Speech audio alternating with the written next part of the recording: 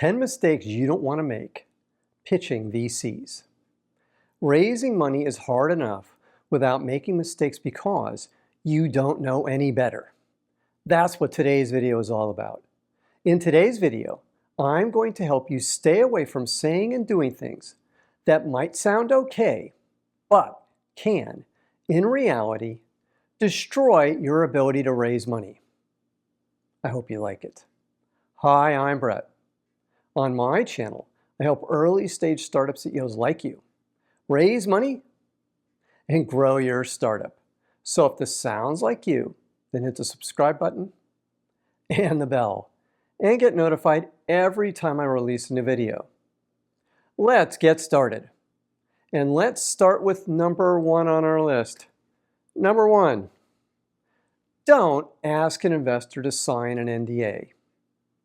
You need to sign an NDA, my co-founder, John, said to David, the investor we were presenting to. It was our second meeting with David, and John's comment took me totally by surprise. But David's response didn't take me by surprise. David looked at our VP of engineering and said, "We can stop right there. I'm not signing an NDA." I sat there stone-faced while I waited for John to reply. I knew that if John didn't say he was okay with continuing, that we would be done for. VCs, as a rule, don't normally sign NDAs. After what seemed like an hour, but was really less than a minute, John backed down and the diligence meeting continued.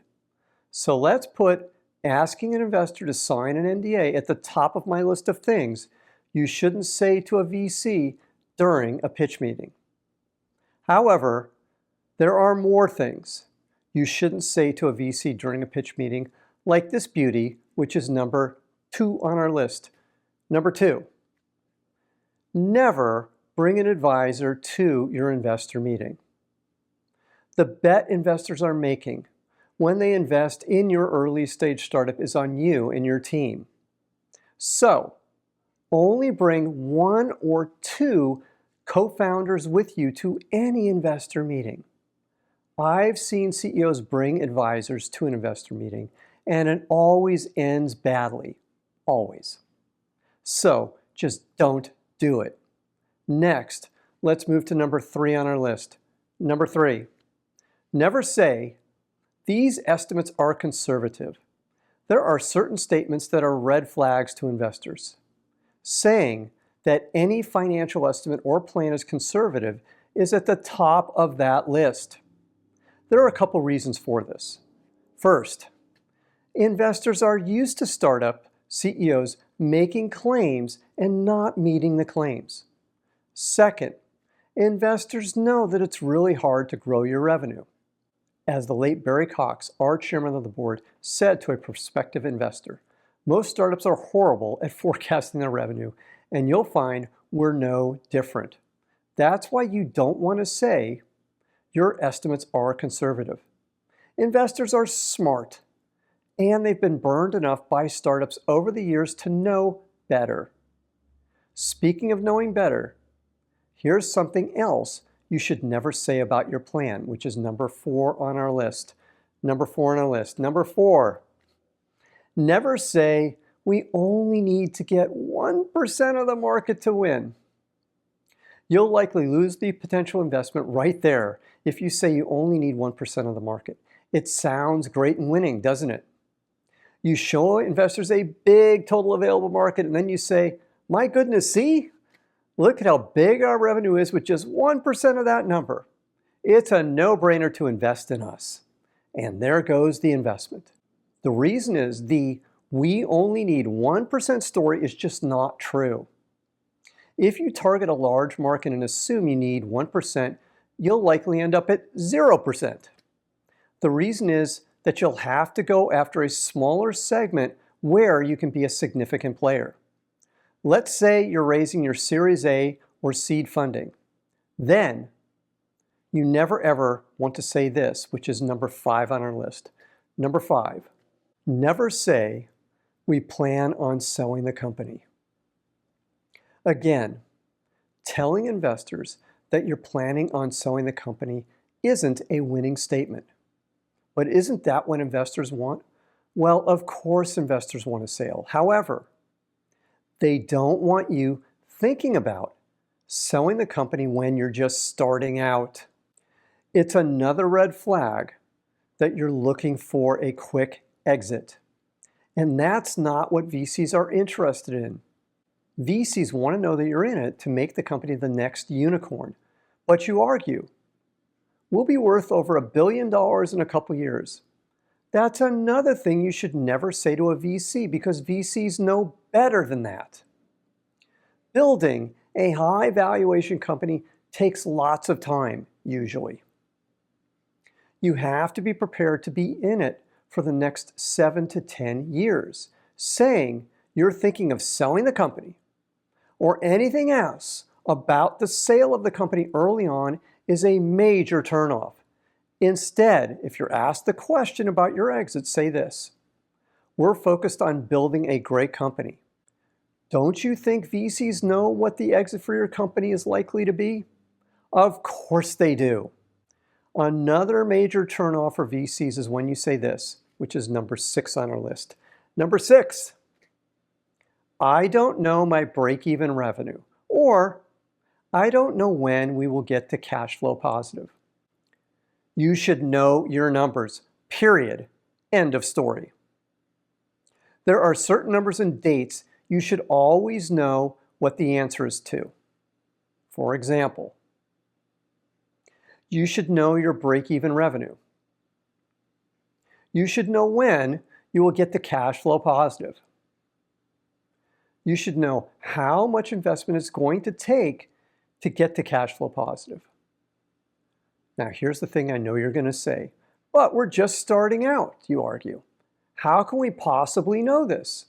I get it. But you should take your best estimate based on your current knowledge of what you think is going to happen. Of course you're going to be off. That's okay. However, you need to be thinking about these numbers from day one. After all, don't you think investors are going to make an educated guess about how much money you'll need? Of course they will. The more you know, the more you plan, the more you can help investors understand how your company works. And that means you'll improve the chances of getting an investment. Speaking of getting an investment, here's number 7 on our list. Number 7, never say, we don't have any competition. I mean, really, how stupid do you think investors are? But we don't have any competition, you argue. Even if you don't have any direct competition, you still have competition. It's the old way of doing things. You're making a huge mistake if your thought process is, if we don't mention the competition, investors won't figure it out.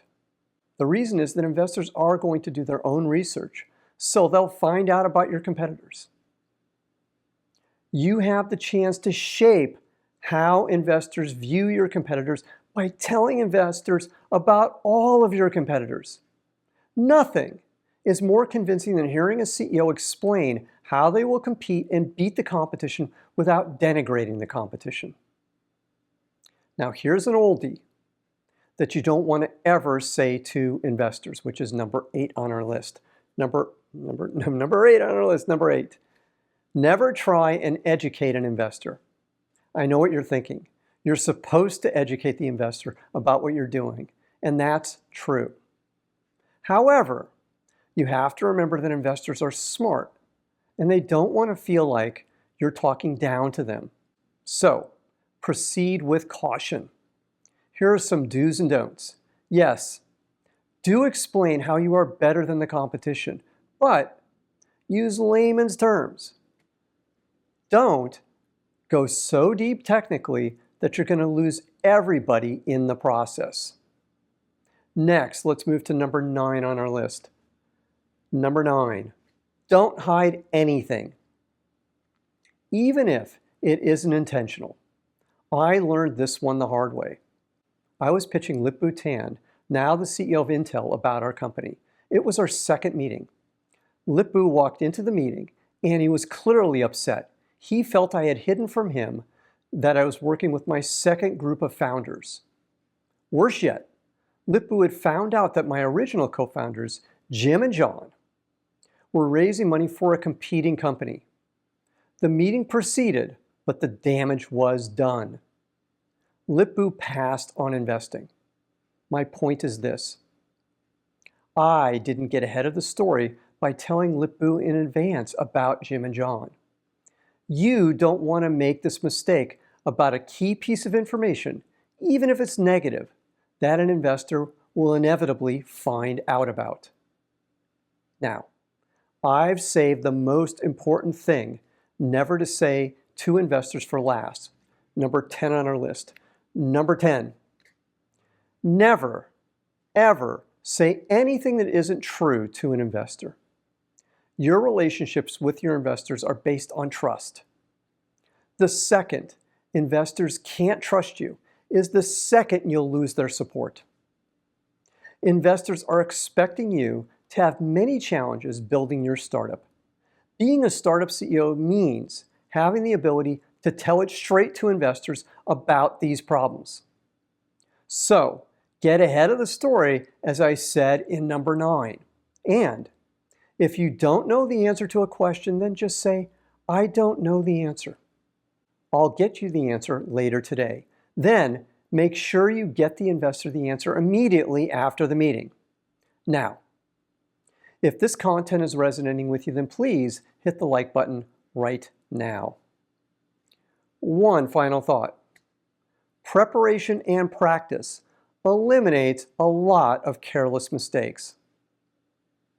Almost all of the mistakes on today's list are preventable.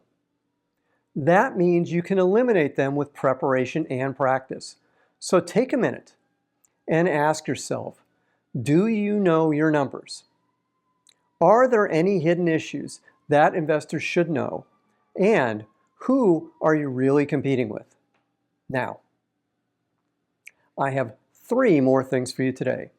First, if you want to work with me on your startup, then just scan this QR code. Second, you can use my free startup pitch deck template.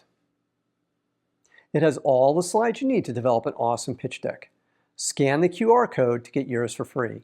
And third, join my free group of startup CEOs, Zero to Pitch. It's a community for startup CEOs focused on growing their companies and raising funding for their companies. Scan the QR code to join. Finally, click the subscribe button to get notified every time I release a new video. I'm Brett at brettjfox.com. Thanks for watching today. Take care. Bye.